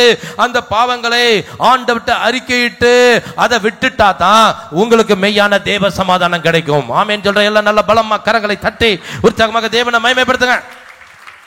இன்னும் உற்சாகமாக. ஒரு அம்மா அப்பாவுக்கு 2 பிள்ளைங்க இருந்தாங்க. பையன் பேரு ஜான், பொண்ணு பேரு ஜானட். ஜான் ஒரு குறும்புக்கார சிறுவன். எப்ப பார்த்தாலும் தன் தங்கச்சி ஜானட்டை அடிச்சு விளையாடிக்கிட்டே இருப்பான். தங்கச்சி ஜானட்டுக்கு வலி பொறுக்க முடியாம டாடி மம்மிட்ட வந்து, டாடி ஜான் என்ன கிள்ளிட்டான், மம்மி ஜான் என்ன அடிச்சுட்டான் அப்படின்னு சொல்லி அந்த ஜானை குறித்து ஒரே கம்ப்ளைண்டா இருக்கும். டாடி மம்மிக்கு ஜானை குறித்து ரொம்ப கவலை. ஐயோ இந்த ஜான் குறும்புக்கார பையனா இருக்கிறானே சொல்லி அவனுக்காக ஜெபிக்க ஆரம்பித்தார்கள். ஒரு முறை சம்மர் ஹாலிடேஸ் வந்தது. சம்மர் ஹாலிடேஸ் வரும்போது அவங்க மம்மி ஜானட்டுக்கிட்ட வீட்டில் பெண் பிள்ளைகள் செய்ய வேண்டிய வேலையை கொடுத்துட்டு போனாங்க. அந்த பாருமா ஜானட், மம்மி போன பிறகு நீ வீட்டை பெருக்கி சுத்தம் பண்ணணும், அங்கே கிச்சனில் இருக்கிற பாத்திரத்தை எல்லாம் நல்லா கழுவி சுத்தம் பண்ணி வைக்கணும், நான் துணி துவைச்சி காய போட்டிருக்கிறேன், மத்தியானம் அதை காஞ்ச உடனே எடுத்து மடித்து வைக்கணும்னு சொல்லி வீட்டில் பெண் பிள்ளைகள் செய்ய வேண்டிய வேலையை ஜானட்டுக்கிட்ட கொடுத்துட்டு போனாங்க. உடனே டாடி மம்மி போன பிறகு ஜானுக்கு நேரம் போகலை. நேராக வந்தான். தங்கச்சி தொடப்பத்தை வச்சு வீடு பெருக்கிட்டு இருக்கும்போது அப்படியே ஒளிஞ்சிருந்து வந்து தலையில நறுக்குன்னு ஒரு குட்டு குட்டிட்டு அப்படி பக்கத்து ரூம்ல ஓடி போயிட்டு கதவை பூட்டிக்கிட்டான். உடனே அண்ணா என்னை அடிக்காத, என்னை கொட்டாத, எனக்கு வலிக்குது அப்படின்னு சொன்னா கூட கேட்க மாட்டேன்ட்டான். பாத்திரம் கழுவிட்டு இருக்கும்போது பின்பக்கமா போயிட்டு முதுகுல ஓங்கி ஒரு அடி அடிச்சுட்டு அப்படியே ஓடிட்டான். இப்படி தங்கச்சி அடிச்சு விளையாடிக்கிட்டே இருந்தான். ஜானட் அழுது பார்க்கறா, அப்பவும் ஜான் விட மாட்டேங்கிறான். மத்தியானம் வந்தது. 2 பேரும் லஞ்ச் சாப்பிட்டு முடிச்சாங்க. முடிச்ச உடனே ஜானுக்கு நேரம் போகலை. எவ்வளோ நேரம் தங்கச்சி அடிச்சு அடிச்சு விளையாடுறது அப்படின்னு சொல்லிட்டு தன் வீட்டுக்கு பின்பக்கத்தில் இருக்கிற அந்த மரங்கள் இருக்கிற தோட்டத்துக்குள்ளே போனான். தோட்டத்துக்குள்ளே போனவன் கையில் அந்த உண்டிக்கோல்னு சொல்லுவாங்க தெரியுமா, தென் மாவட்டத்தில் கால்டா பெல்ட் என்று சொல்லுவாங்க. வி ஷேப்பில் ஒரு கட்டையில் ஒரு ரப்பரில் கல்லை மாட்டி சின்ன சின்ன பறவைகளை அடிக்கிறதுக்கு அதை உபயோகப்படுத்துவாங்க. அதை கையில் எடுத்துக்கிட்டு எங்கேயாவது பறவைகள் இருக்குதா அப்படின்னு சொல்லி கீழே இப்படி கையில் கல்லை ரெடியாக வச்சுக்கிட்டு அப்படியே மேலே சுத்தும் பார்த்தான். அப்போது கையில் இருந்த கல் நழுவி வீட்டில் அந்த அவங்க மேய்ஞ்சிக்கிட்டு இருந்த 30 வாத்துல ஒரு வாத்து மேலே பட்ட உடனே அந்த வாத்து அப்படி சுருண்டு விழுந்து செத்துருச்சு. ஜானுக்கு ஒண்ணுமே ஓடல. அடாடாடா, கையில் இருந்த கல் நழுவி வாத்தை அடிச்சிருச்சு அப்படின்னு சொல்லி சுத்தும் பார்த்தான். யாராவது தன்னை பார்க்குறாங்களா, ஜானட் பார்க்குறாளான்னு பார்த்தான். உடனே யாருமே பார்க்கல அப்படின்னு சொல்லி நினச்சிட்டு உடனே மாமரத்துக்கு அடியில், வீட்டில் இருந்த மாமரத்துக்கு அடியில் ஒரு அவசரமாக குழி தோண்டி அதில் அந்த இறந்து போன வாத்தை போட்டு முக்கிட்டு அப்படி ஒன்றும் தெரியாது நல்ல பிள்ளை மாதிரி வந்துட்டான். திக்கு திக்கு திக்குன்னு நெஞ்சு அடிச்சுக்கிட்டே இருந்துச்சு. சாயங்காலம் டேடி மம்மி வந்தாங்க.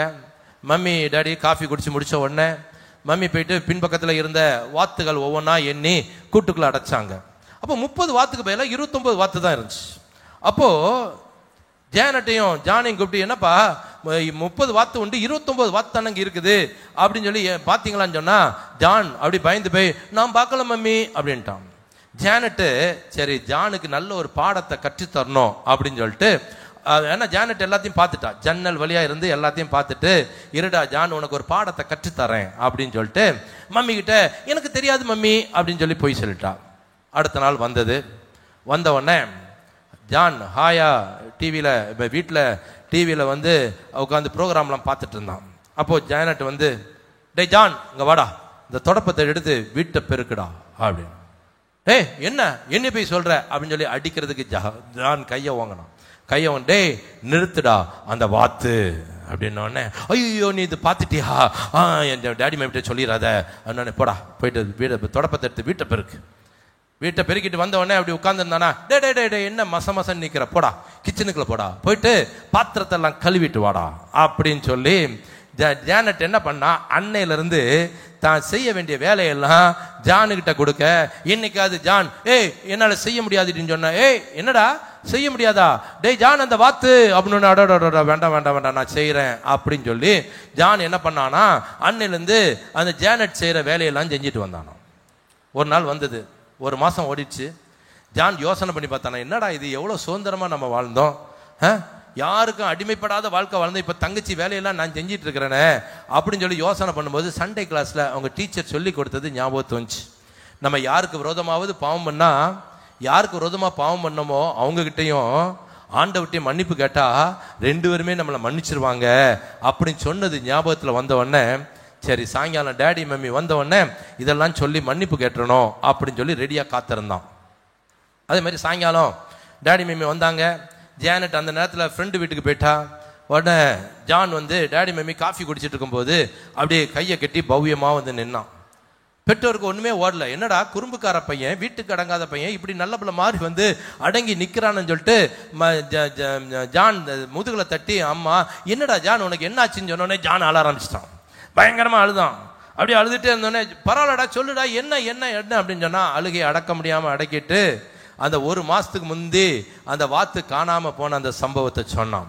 சொல்லிட்டு டேடி மம்மி என்ன மன்னிச்சிருங்க அப்படின்னு சொல்லி, எங்கடா தனக்கு அடி உள்ள போதோ அப்படின்னு சொல்லி பயத்தோடு நிற்கும் போது டேடியும் மம்மியும் அப்படி ஜானை கட்டி பிடிச்சு முத்தம் கொடுத்து, இப்பதான்டா நீ எங்களுடைய பையன், இதை நீ அன்னைக்கே சொல்லியிருந்தா அன்னைக்கே உன்னை மன்னிச்சிருப்பமாடா அப்படின்னு சொன்ன உடனே 1 மாசமா ஜான் அந்த தப்பை மூடி மறைச்சு வச்சதுனால வாழ்க்கையில நிம்மதி இல்லாம இருந்தான்.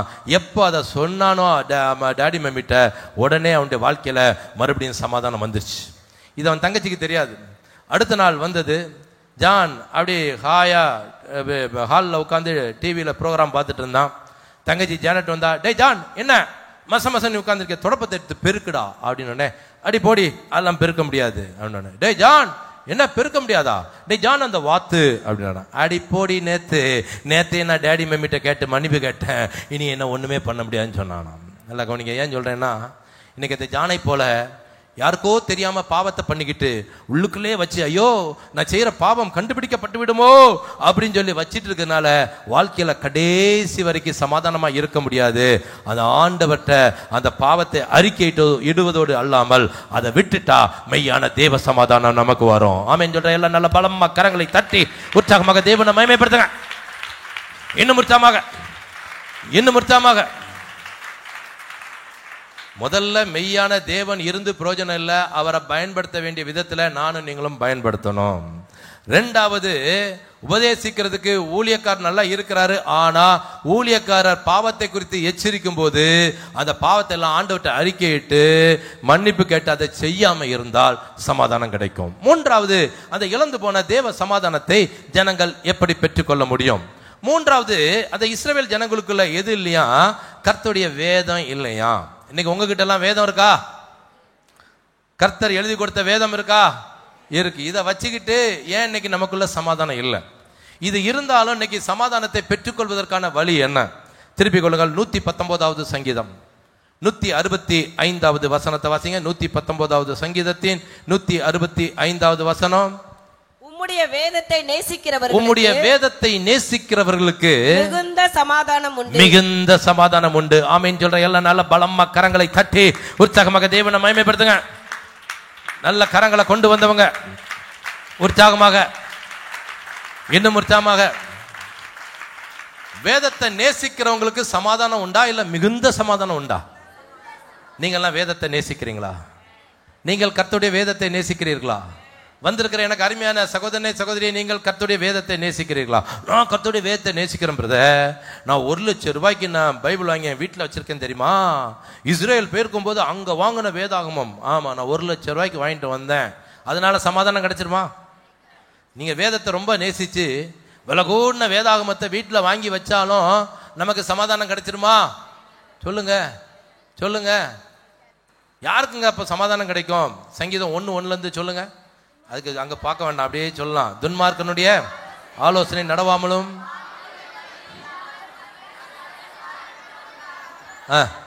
கர்த்தருடைய வேதத்தில் பிரியமாயிருந்து இரவும் பகலும் வேதத்தின் மேல் தியானமாய் இருக்கிற மனுஷன் பாக்கியவான், அவனுக்கு தான் சமாதானம் கிடைக்கும். ஆமென் சொல்றவங்க எல்லாம் கரங்களை உயர்த்தி அல்ல சொல்லுங்க.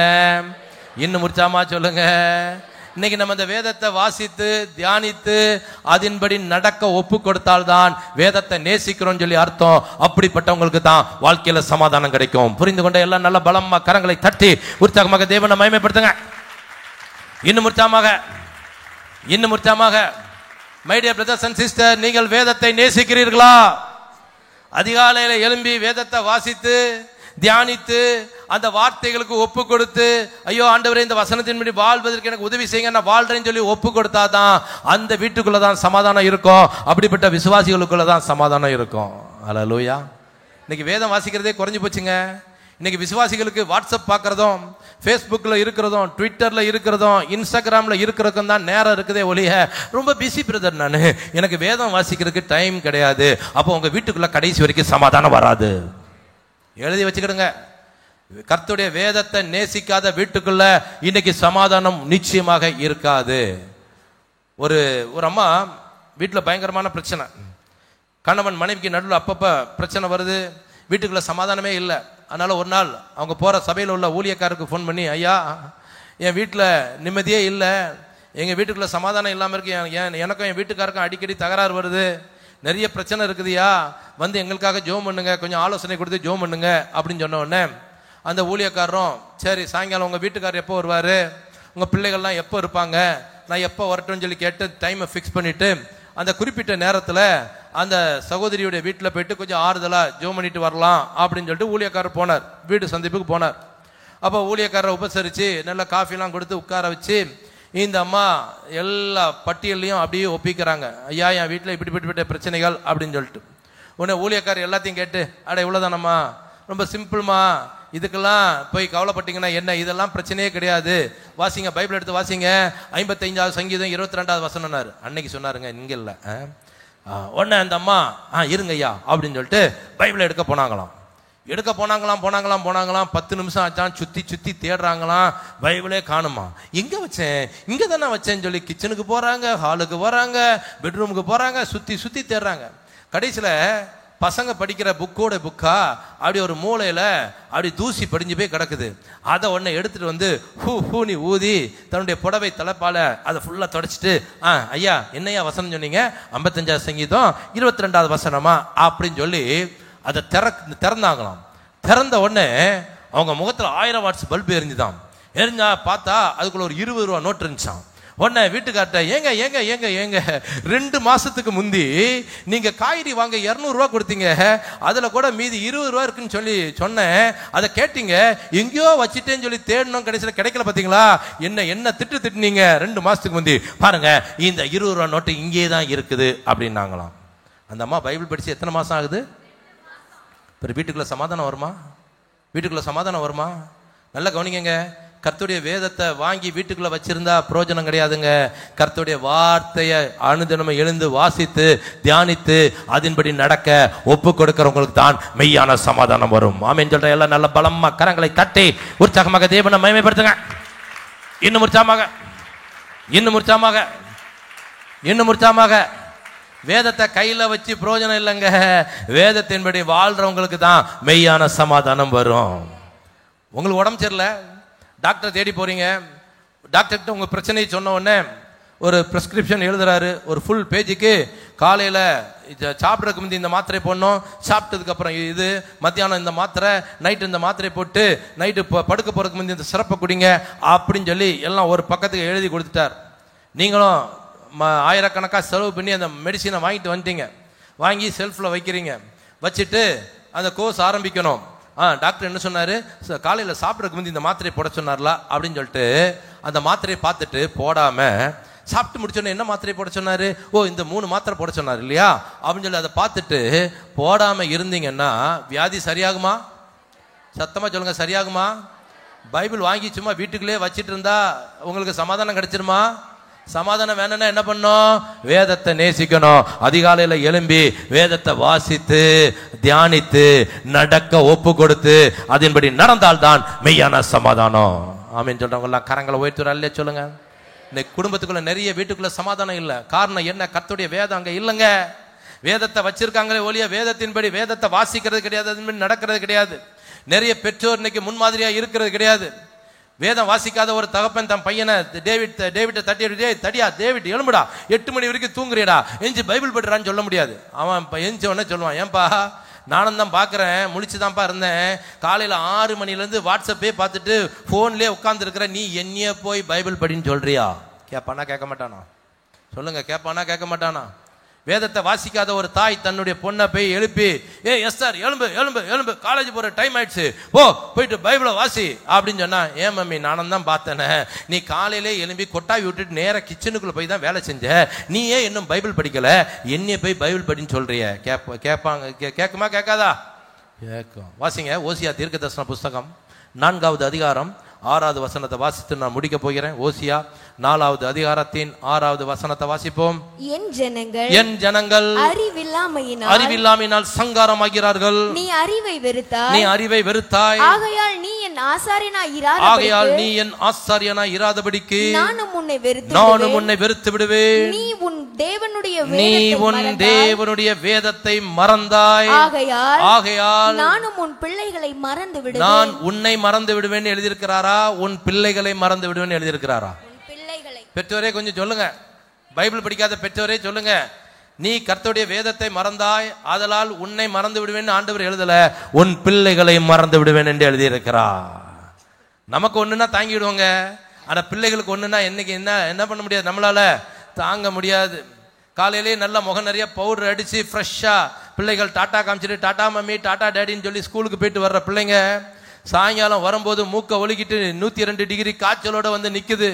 ஓடு, தூக்கிட்டு ஓடு, டாக்டர்கிட்ட ஓடு. 10-15 நாள் ஆனாலும் சரியாகல. வாங்கின சம்பளம் முழுவதும் டாக்டர்டே கொடுத்து செலவழிஞ்சிருச்சு. காரணம் என்ன?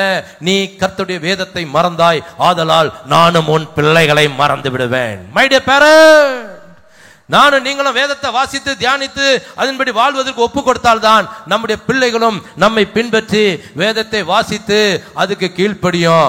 மாறாக வேதம் இல்லாத வீட்டில் ஒருபோதும் சமாதானம் வராது. எத்தனை பேர் புரிந்து கொண்டீங்க? கரங்களை உயர்த்தி ஒரு அல்ல சொல்லுங்க. இன்னும் உற்சாகமா சொல்லுங்க. உங்களுக்குள்ள மெய்யான தேவன் இருக்கிறாரா? உபதேசிக்கிறதுக்கு நல்ல ஊழியக்காரர் இருக்கிறாரா? கர்த்தருடைய வேதம் இருக்கிறதா? இவ்வளோ இருந்தும் சமாதானம் இல்லைன்னா யார் காரணம்? இப்படி கையை வச்சு சொல்லுங்க, நான் தான் காரணம், நான் தான் காரணம். இதை என்னால் உபயோகப்படுத்த தெரில. மெய்யான தேவன் இருக்கும்போது அவர் மேலே பாரத்தை வைங்க. உபதேசிக்கிறதுக்கு நல்ல ஊழியக்காரர் இருக்கும்போது வார்த்தைகளை கொண்டு எச்சரித்தார்னு சொன்னா உடனே பாவத்தை அறிக்கையிட்டு மனம் திரும்பி அதை செய்யாம இருங்க. கர்த்தருடைய வேதத்தை அனுதினமும் எழுந்து வாசித்து தியானித்து அதுக்கு கீழ்ப்படிந்தீர்கள் என்று சொன்னால் அந்த தேவ சமாதானம் நம்மை தேடி வரும். எத்தனை பேருக்கு ஆசை? ஆண்டவரே அந்த தேவ சமாதானம் எனக்கு வேணும்னு சொல்றவங்களாம் கரங்களை உயர்த்துற அல்ல சொல்லுங்க. அப்படியே தேவன் உங்களை அந்த மெய்யான தேவ சமாதானத்தினால் நிறைப்புவாராக. தேவ சமாதானம் உங்கள் இருதயங்களை ஆளக்கடவுது. எல்லாரும் அப்படி எழுப்பி நின்று, ஆண்டவரே நான் இழந்து போன அந்த தேவ சமாதானத்தை ஆண்டவரே எனக்கு மறுபடியும் தந்துருங்கப்பான்னு சொல்லி எல்லாரும் இப்படி ஆண்டவர்ட்ட ஒப்பு கொடுக்கலாமா? ஐயோ ஆண்டவரே என் வாழ்க்கையில சமாதானமே இல்லப்பா, நண்பர்களுக்கு முன்பாக ஏதோ எப்படியோ நான் வாழ்ந்து கொண்டிருக்கிறேன், சமாதானமா இருக்கிற மாதிரி நான் நடிக்கிறேன்ப்பா, ஆனா எனக்குள்ள சமாதானம் இல்லை.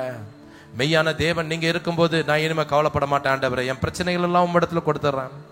எங்க ஊழியக்காரர் கர்த்தருடைய வார்த்தையை கொண்டு என்னை எச்சரிக்கும் போது அந்த வார்த்தைகளுக்கு நான் அப்படியே என்னை ஒப்பு கொடுக்கிறேனப்பா, நான் இனிமே அந்த பாவத்தை செய்ய மாட்டேன் ஆண்டவரே. கர்த்தருடைய வேதத்தை நான் வாசித்து தியானித்து அதன்படி நடக்கிறதுக்கு ஒப்பு கொடுப்பேன் அப்பான்னு சொல்லி எல்லாரும் அப்படி தேவன் நோக்கி பார்க்கலாமா? எல்லாரும் அப்படி தேவன் நோக்கி பார்க்கலாமா? தேவ சமாதானம் உங்கள் இருதயங்களில் ஆளக்கடவுது. ஆண்டவரே எனக்குள்ள அந்த சமாதானத்தை தந்துருங்கப்பா. ஐயோ நான் சமாதானம் இல்லாதபடி இந்த தேவ சமூகத்தில் வந்திருக்கிறேன்ப்பா, உலகம் கொடுக்கிற சமாதானத்தை தேடி தேடி தேடி இழந்து போய் இருக்கிறேன்ப்பா, இழந்து போன எனக்கு அந்த மெய்யான சமாதானத்தை மறுபடியும் தாங்கப்பான்னு சொல்லி எல்லாரும் அப்படி தேவன் நோக்கி பார்க்கலாமா? எங்களை நேசிக்கிற மகா இரக்கமும் கிருபையும் இந்த பரமபிதாவே, தேவரின் இந்த நல்ல மத்தியான வேலைக்காக நாங்கள் உண்மை நன்றியோடு கூட ஸ்தோத்திரிக்கிறோம் ஆண்டவரே. இதோ உம்முடைய சமூகத்தில் வந்து கர்த்தாவே வார்த்தைகளை கேட்பதற்கு ஆண்டவரே எங்களை நீங்க பலப்படுத்தினபடி நாங்கள் உமக்கு நன்றி செலுத்துகிறோம். தேவ சமாதானம் உங்கள் இருதயங்களை ஆள கடவது என்று சொல்லி யாருக்கு சமாதானம் இருக்காது, இழந்து போன சமாதானத்தை எப்படி பெற்றுக்கொள்ளலாம் என்று சொல்லி எங்களை எச்சரித்த நல்ல தேவனே, நாங்கள் இழந்து போன அந்த சமாதானத்தை வார்த்தைகள் மூலமாக பெற்றுக்கொள்வதற்கு ஆண்டவரே எங்களை நீங்க தகுதிப்படுத்துங்கப்பா, எங்களை தகுதிப்படுத்துங்க. உம்முடைய வசனத்தின்படி வாழ்வதற்கு நாங்கள் எங்களை அப்படியே ஒப்பு கொடுக்கிறோம் ஆண்டவரே. யார் யாரெல்லாம் உண்மையாகவே எழுமி நின்று ஒப்பு கொடுத்தார்களோ அத்தனை பேருக்கும் அப்படிப்பட்ட கிருபைகளை கொடுங்க. இயேசுவின் மூலம் ஜெபம் கேளும் நல்ல பிதாவே, ஆமென்.